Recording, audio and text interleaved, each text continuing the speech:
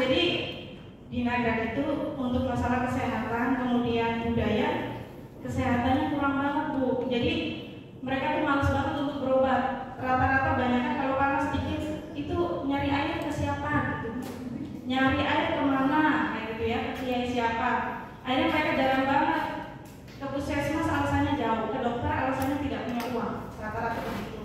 Nah kemudian, saya berpikir ya, saya dan Ibu Nining Miawati yang dulunya Ibu Ketua PKK dan alhamdulillah sekarang jadi Ibu Desa Ciawi Asih, tahan dong untuk beliau. Jadi kita angkat nih kesehatannya gitu, jangan sampai orang berobatnya ke yang lain kayak gitu. Nah, yang kedua itu stunting masih jadi hal yang harus kita perhatikan. Dan di Desa Ciawi Asih pada saat 2020 itu jadi desa dengan lokus stunting Bapak Ibu. Jadi banyak anak-anak yang terindikasi stunting. Oke, lanjut. Kemudian kesadaran benar Mas. Budaya gotong royongnya di sana tuh cukup tinggi ternyata Bu. Tapi belum tahu arahnya mau kemana, makanya kita arahin kemana nih gotong royongnya gitu ya. Kepeduliannya kemana, kita pupuk ke arah yang lebih baik. Next Mas. Nah kemudian nih tujuannya, yang pertama kita punya posyandu sebagai garda kesehatan dasar. Nah yang kedua ini, kalau ada madu posabulansia itu salah satu pencegahan stunting. Kalau pemerintah kan menyarankannya A, B, C, D, E dan salah satunya itu D, datang ke posyandu tiap bulannya. Makanya kita ngegerakin ayo orang-orang pada ke posyandu gitu. Kemudian budaya gotong royong di Nagrak itu luar biasa, saya akui info, cuma belum terarah. Maunya kemana gitu tuh belum. Kemudian kadernya pengen kita jadi kader yang inspiratif. Nggak cuma kalau datang ke posyandu cuma nimbang, kemudian ngukur, udah selesai udah bubar.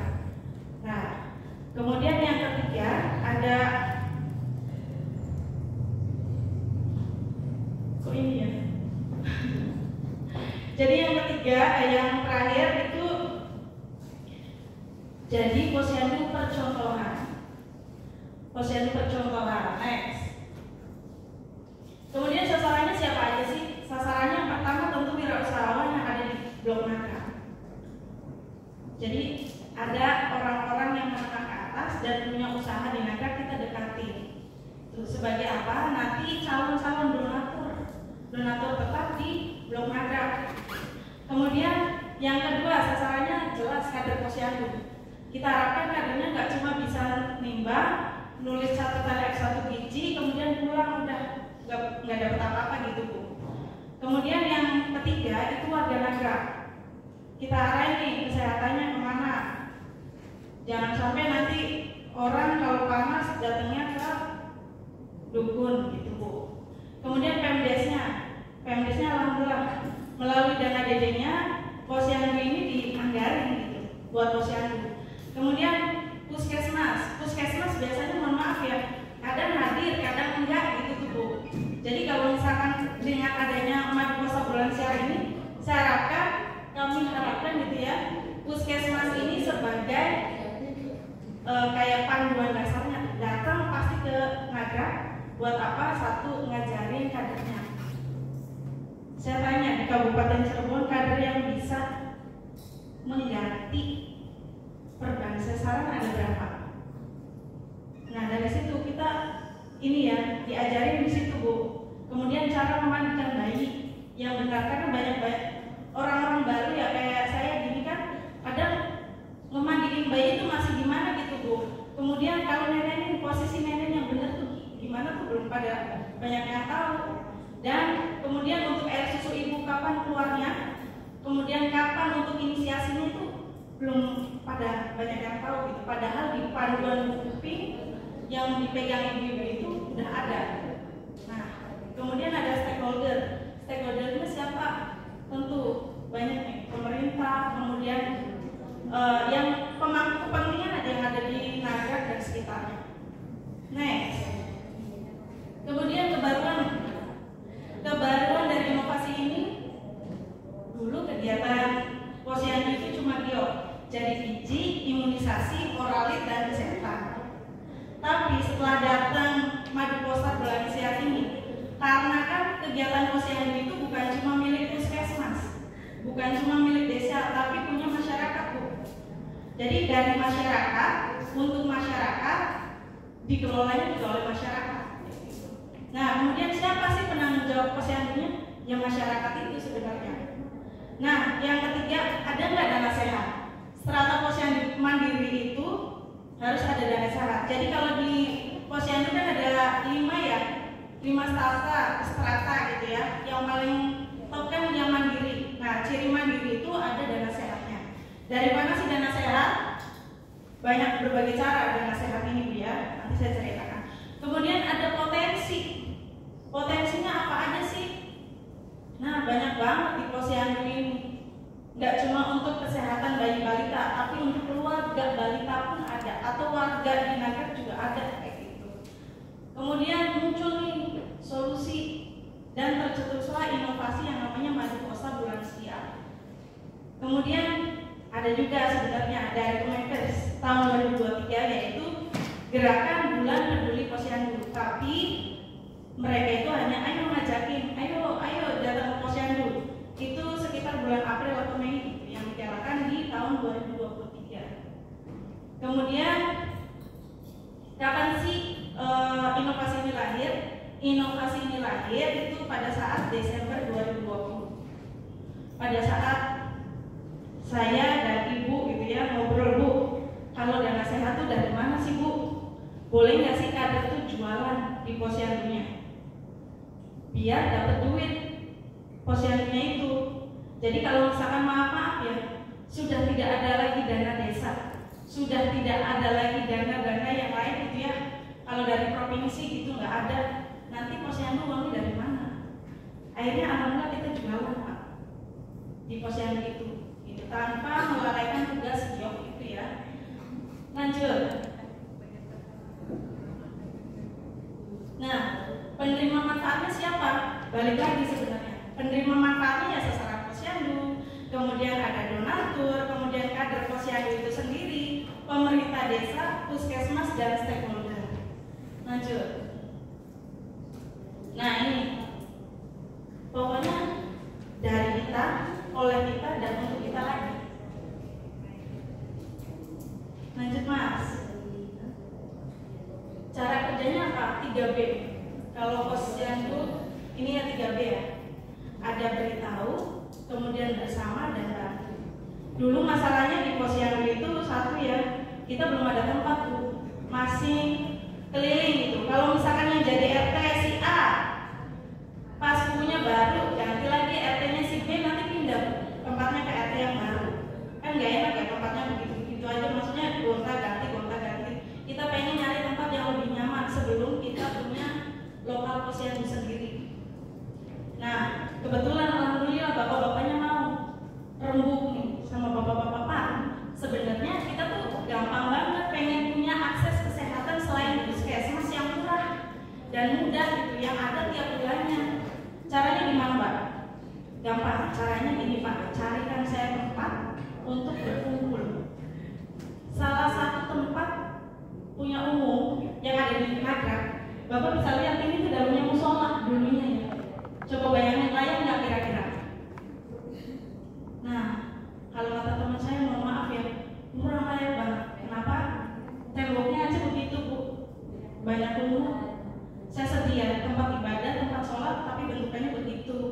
Akhirnya menginisiasi ya, saya, suami, dan keluarga serta teman-teman kader, gimana ya caranya biar orang-orang mau gitu ya ngerehab yang namanya musola jadi tempat untuk keperluan bersama tanpa mengganggu kepentingan untuk ibadahnya.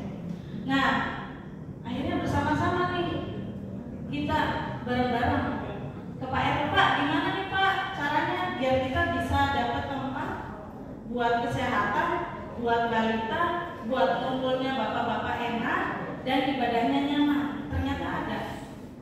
Oh, di musola, di bareng-bareng, dan salah satunya yang musola gitu. Akhirnya setelah udah musola selesai, duitnya dari mana, uang musola kayak gitu ya. Alhamdulillah banyak urunan keluarga, ternyata mereka juga mau nyumbangin, dan saya cari dana dari luar juga gitu. Nah kemudian apa yang bisa kita lakukan ya bantu. Bisanya apa? Nih ada orang kaya yang kita bidik nih. Jadi nanti tugas membidik adalah tugasnya ibu. Kalau kader kan malu ya, kalau tok gitu ya, assalamualaikum mau nyari sumbangan apa kan. Jadi ibu yang melakukan pendekatan. Alhamdulillah dari situ banyak. Jadi posyandu itu Bu, mohon maaf ya, kalau di posyandu lain PMT-nya dapatnya apa? Paling 1 Pak. Kalau misalkan telur puyuh udah telur puyuh aja gitu ya. Kemudian bubur kacang, iya bener Bu, bubur kacang ya bubur kacang aja. Paling mentok 2, satunya biskuit dari puskesmas. Bener Bu, sering dapat. Iya punya balita, enak rasanya Bu. Nah kalau udah bantu next Mas, ini tugasnya masing-masing beda ya. Pemerintah desa tuh ngapain? Kita sogoknya pemerintah desa agar menganggarkan untuk posyandu. Kalau dulu di posyandu tuh ya Allah dana tuh kayaknya berapa ribu gitu. Tapi alhamdulillah dengan Bu yang baru, Bu Nini dia menganggarkan per anak itu 5.000 Bu. Bayangin, berani loh ya, karena beliau juga bidan Bu, jadi ngerti alhamdulillah tentang kesehatan. Nah kemudian sasaran posyandunya ngapain? Sasaran posyandunya ada yang jadi donatur dan jadi sasaran pelayanan kesehatan. Donaturnya ngapain sih? Sasaran jadi ibu-ibu yang datang bawa anak biasanya bawa duit Bu. Paling sedikit itu 2.000 perak, 2.000 untuk ngisi kencreng. Jadi ngisi keropak gitu Pak. Ngisi kencreng keropak 2.000 untuk posyandu juga. Nah kemudian donatur. Donatur ini ada yang tetap dan ada yang kalau yang punya sawah Bu. Nih kalau kita mau bikin PMT tuh kadang-kadang deg-degan ya Bu. Tiba-tiba ada yang ngasih boleh. Tiba-tiba ada yang ngasih Mbak, saya nyumbang jagung dong. Akhirnya nanti jagung-jagung itu kita kelola jadi PMT. Tapi nggak mau ditulis dan nggak mau tanda tangan. Karena kalau misalkan mau jadi donatur tetap harus tanda tangan Bu kita. Nanti perjanjian mau sampai kapan gitu. Jadi alhamdulillah sekarang sudah banyak yang peduli banget ke posyandu. Kemudian kader, alhamdulillah Bu, kadernya sudah ngerti. Ada yang bisa ngecek gula darah di posyandu lain di Kabupaten Cirebon sudah diajarin screening penyakit tidak menular. Jadi kalau di sana yang ngecek gula darah, kolesterol, kemudian asam urat bukan orang lain Bu, tapi kadernya. Nah dari situ menghasilkan duit juga Bu. Dana keropak yang tadi kita belikan untuk alat-alat kesehatan gitu ya. Jadi bermanfaat sebenarnya balik lagi bukan untuk kadernya tapi untuk sasarannya gitu Bu. Nah terus puskesmasnya, alhamdulillah Bu puskesmasnya senang. Kenapa? Udah ada wadahnya. Jadi kalau mau penyuluhan wah gampang di posyandu Musaidah aja gitu.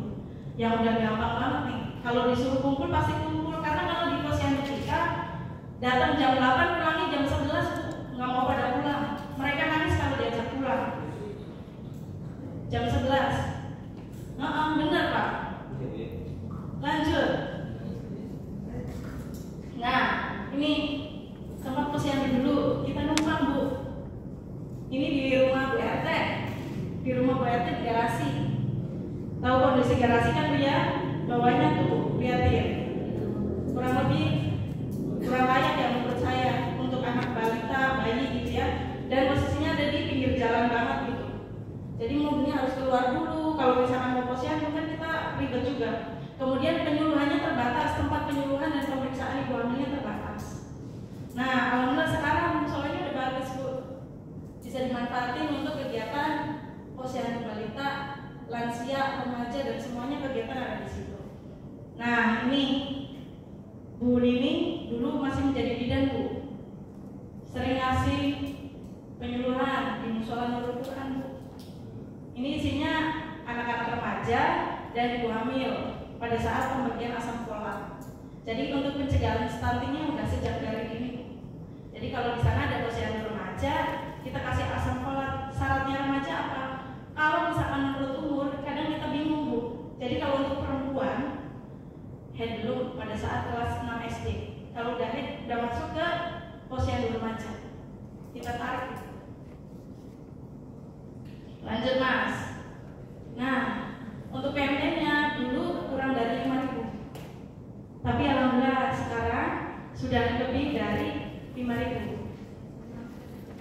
Dan ditambah Ibu Bapak, seringnya kita pakai apel, pir, ada nggak di kabupaten yang PMT-nya pir? Kalau nggak apel Fuji, kalau nggak ini, kita PMT-nya kadang ada 2 jenis. Ini Pak Bu, ada buah, macam-macam buah ya. Kemudian ini buah, hitung ya, buahnya berapa. Nanti ada susu, kemudian ada cemilan kayak gitu. Lebih dari 5.000. Kalau misalkan itu, alhamdulillah dari warga dan keluarga juga Bu. Lanjut Mas. Nah, yang saya ceritakan tadi, musola itu ya. Ya, musolanya kondisinya begini Bapak Ibu. Sedih nggak? Sedih banget. Nih, swadaya masyarakat dulu belum ada yang namanya gotong royong yang wah banget tuh. Kalau gotong royongnya paling kalau ada hajatan rame gitu ya. Tapi alhamdulillah dengan adanya Madeposa Bulan Siang, mereka mau guyub rukun 2021 bedah musola. Bedah musola, mereka mau nyumbangin. Kemudian apapun. Kebetulan lagi Covid, jadi kalau di Nagrag itu masyarakatnya, mohon maaf ya Bu, banyak kan jadi tukang bangunan, ikut proyek jalan, dan anak-anak mudanya rata-rata lulus SD itu langsung kerja. Kerjanya apa? Di pabrik roti Bapak Ibu, di Desa Asam, di situ ya. Alhamdulillah mau mereka nyari uang bareng-bareng ibu-ibunya, kemudian rombak gitu ya, rombak musola buat tempat ibadah yang nyaman, tempat kumpul yang nyaman, kemudian yang jelas tempat untuk bernaungnya ibu-ibu posyandu di sana. Lanjut. Oke, untuk pembukuan keuangan. Pembukuan keuangan alhamdulillah sebelumnya nggak ada, sekarang sudah ada. Uangnya banyak nggak di posyandu? Alhamdulillah ada, lebih dari 1 juta itu. Lanjut. Oke, pengelolaan uang kas. Uangnya diapain sih? Dulu mah nggak ada. Sekarang alhamdulillah jualan apa? Jualan balon, kemudian jualan test pack, jualan alat-alat kesehatan. Kita jual alat-alat kesehatan itu di posyandu seluruh Susukan Demak. Jadi kalau ada yang mau beli harganya murah di posyandu Nusa Indah. Gitu. Terus ada lagi, kita bisa beli apa? Alat tensi. Saya nggak mau ada yang gratis. Benar nggak? Ibu mau nggak kalau udah kasih duit kencengan nggak dapat apa-apa? Kalau orang kampung nggak mau, nggak ada yang gratis Mbak. Akhirnya apa diakalin, kita beli tensi Bu. Jadi setiap kali ada yang datang isi keropak minimal 2.000, kemudian ditensi sama kita, sama kadernya. Jadi kalau misalkan ke sana banyak nenek-nenek dan ibu-ibunya datang, anak-anaknya ditaruh di mandi bola, ibu-ibunya minta tensi. Kalau nggak cek gula darah, asam urat dan kolesterol. Kadang ada yang di tes pack. Next.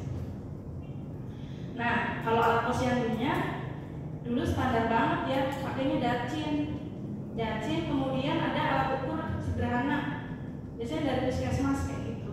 Tapi alhamdulillah dengan pengelolaan uang yang baik gitu ya, kemudian kita bisa beli timbangan digital, kemudian alat ukur tinggi badan digital, ada lagi tuh perosotan dan mandi bola, kemudian alat cek gula darah, alat ukur lila, lingkar lengan, lingkar kepala, kita udah punya sendiri Bapak Ibu.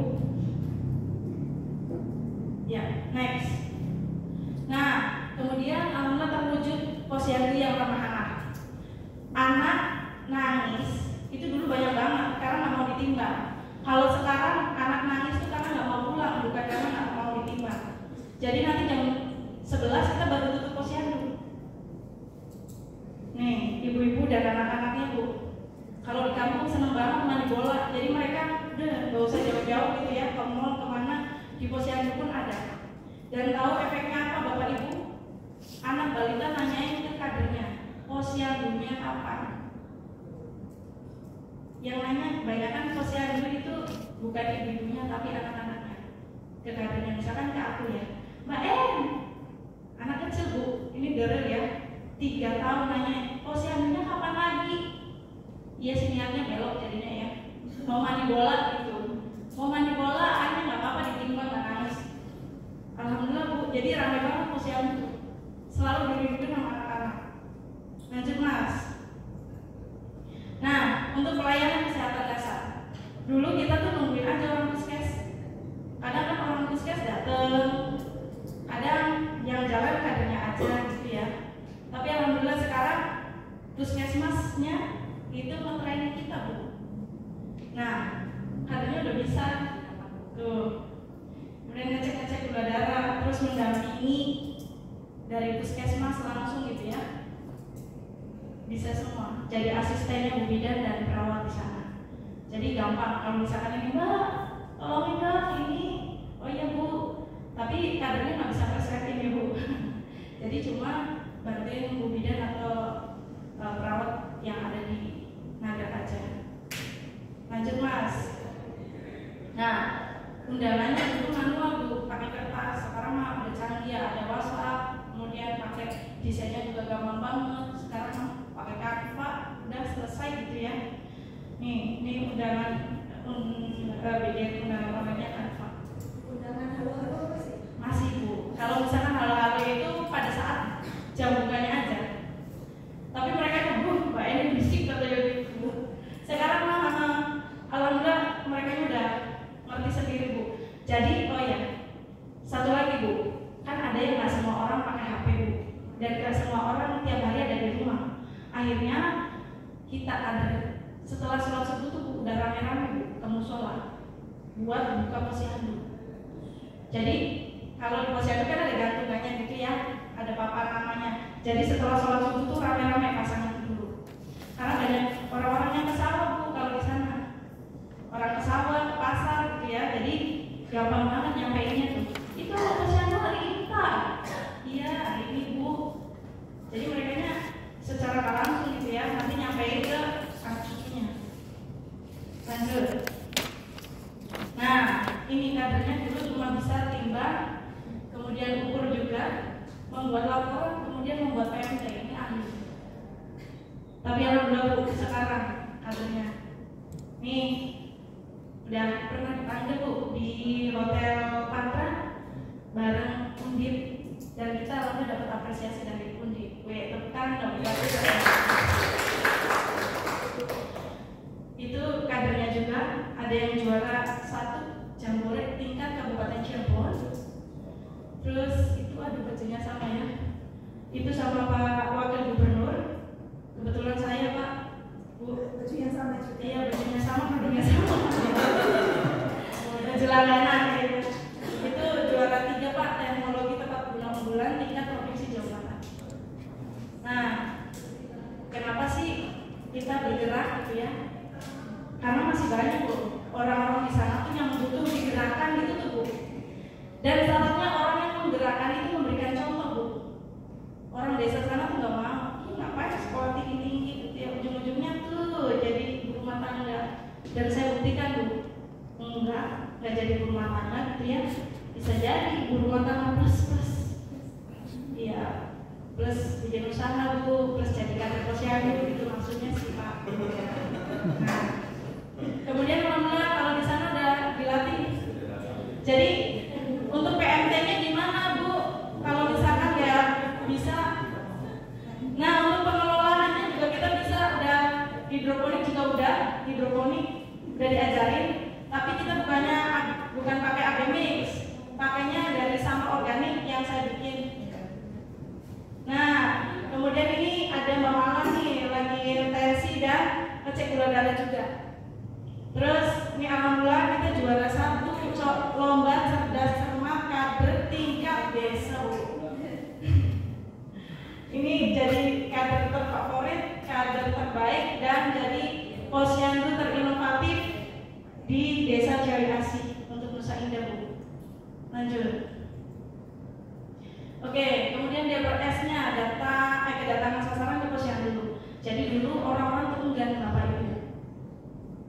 buat ke posyandu, nggak mau nanti cuma ditimbang diukur gitu aja, terus pulang lagi paling juga dapat biskuit, dapat telur puyuh gitu. Tapi sekarang malah mereka datang sendiri tanpa paksaan gitu. Dan alhamdulillah DPRS-nya itu di atas 90%. Lanjut. Nah, potensi pengembangan inovasinya luar biasa sekali sebenarnya ya kalau untuk pengabdian kepada masyarakat. Jadi kalau di desa ibu dan bapak, kalau bapak dan ibu merasa jadi orang yang peduli gitu ya, bangunlah desa Anda masing-masing ya. Nggak usah jauh-jauh Indonesia, tapi tetangga kanan kiri, depan belakang ibu, bangunlah di situ. Jadilah manusia yang bermanfaat untuk semua. Masya Allah, lanjut dulu. Oke, kesimpulannya, kesadaran masyarakat terhadap posyandu itu sekarang lebih meningkat, banyak yang lebih peduli terhadap posyandu. Kemudian warganya juga lebih menjadi rutin untuk datang ke posyandu. Kemudian UKBM-nya terwujud. Terus kadernya menjadi inspirasi untuk kader-kader yang lain, terutama di desa Ciawi Asi, kemudian di Kecamatan Susukan Lebak juga. Dan yang terakhir, alhamdulillah saya itu menjadi posyandu percontohan di wilayah Ciawi Asi dan Susukan Lebak. Semoga nanti menginspirasi Kabupaten Cirebon juga. Amin. Udah itu aja Bu. Ya, satu lagi nanti ada video.